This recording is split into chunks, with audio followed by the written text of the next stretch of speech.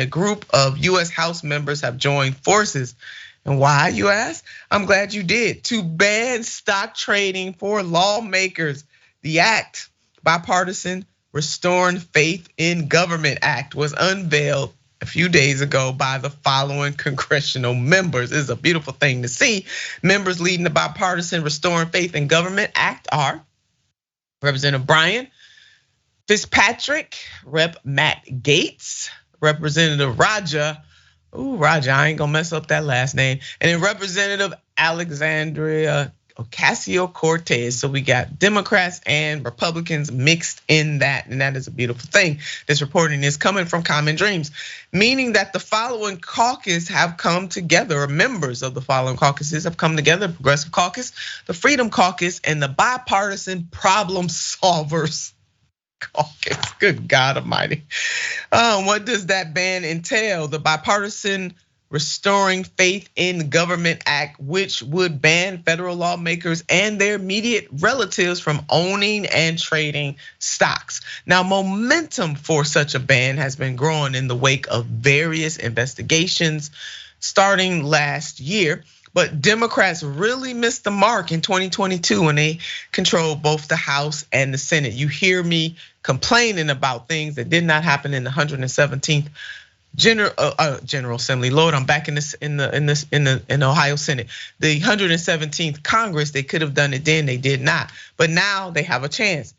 Congressman Brian Fitzpatrick, who's leading the bill, stated the following: we must move forward on issues that unite us, including our firm belief that trust in the government must be restored and that members of Congress, including their dependents, must be prohibited from trading in stocks while they are serving in Congress and have access to sensitive inside information. This is basic common sense and basic integrity 101.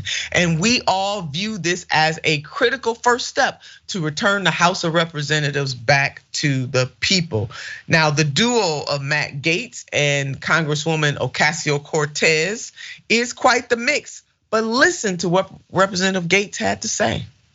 AOC is wrong a lot. She'd probably say the same thing about me, but she's not corrupt. And I will work with anyone and everyone to ensure that Congress is not so compromised. We should disallow congressional stock trading for the same reason we don't allow the referee to bet on the game. And this is not a small amount of money. $788 million worth of securities traded by members of Congress last year.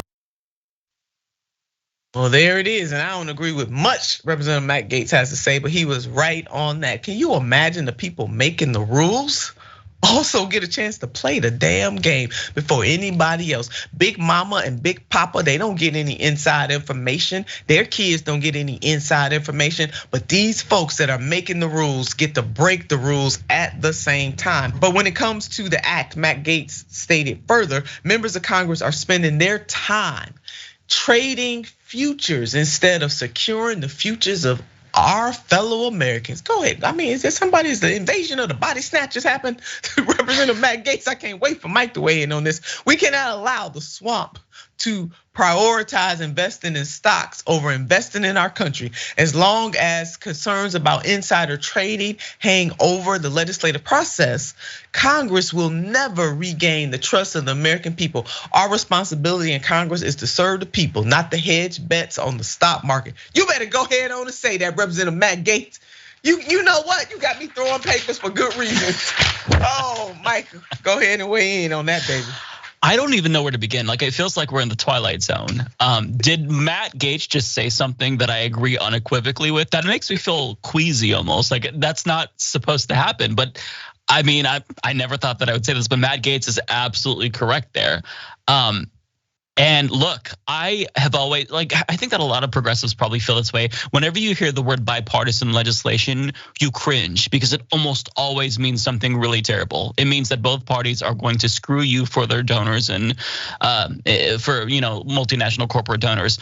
But in this instance, this is genuinely a good piece of bipartisan legislation that is long, long overdue. And to see like all spectrums represented here, like the Bipartisan Problem Solvers Caucus and the Freedom Caucus and the Progressive Caucus, it feels really weird. But I mean, I'm happy to see this. I don't know if we'll get to this, but there's a couple of instances that the Common Dreams article highlights from The Hill where they talk about how brazen some of these lawmakers are. Like, for example, in 2022, Nancy Pelosi's husband sold millions of dollars worth of shares of a computer chip maker as the House prepared to vote on a bill focused on domestic chip manufacturing.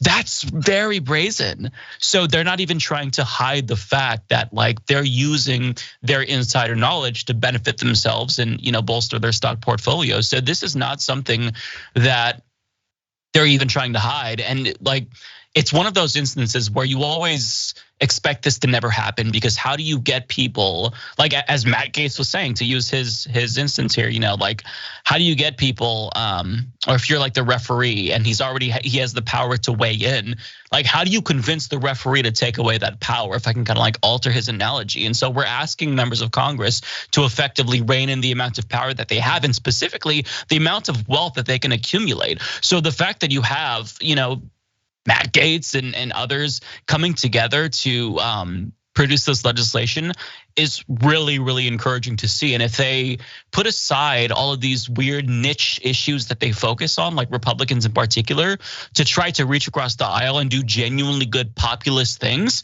I think that we'd be in a better place. So like, if this is the start of a new trend, I would love to see it. I mean, I'm not gonna agree on any issue with Matt Gaetz, but I mean, if you could find these really narrow issues and carve out a space where him and AOC and centrists can work together, I'm all for it. I'm all for it. So this is weird to say. Like, I feel dirty, like saying Matt Gaetz did something good. I'm right with you, Mike. I do feel like I'm in the Twilight Zone. This feels so eerie. I'm feeling off balance here.